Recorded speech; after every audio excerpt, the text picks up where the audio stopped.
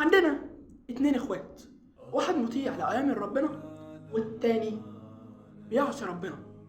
المطيع شاف اخوه اول يوم بيعصي ربنا قال له انظر، تاني يوم لقى اخوه بيعصي قال له انظر، تالت يوم لقى اخوه بيعصي فزهق عليه قال له انت مش داخل الجنة. فشاء ربنا للاتنين يموتوا وقفوا قدام ربنا الاتنين كده. ربنا بيقول للمطيع مين اللي قال لك، بلفظنا بقى، مين اللي قال لك اني مش هدخله الجنة؟ مين اللي اداك الملك ان قال لك خلاص ده مش هيخش الجنة؟ مش بايدك، دي بتاعتي انت، مالك انت مالك بيها؟ اللي يقول انت مش داخل الجنة، انت مش داخل النار، انت داخل النار، انت كافر وما ينفعش تصف اخوك المسلم بالكافر، ما ينفعش، ده حاجة مش بايديك ما تقولش.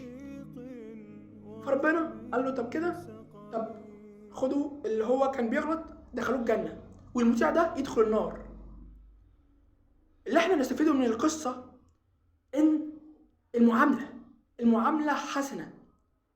ادعو الى سبيل ربك بالحكمة والموعظة الحسنة وجادلهم بالتي هي احسن. اتعامل كويس، وده انا غيرت نفسي عشان كده والله.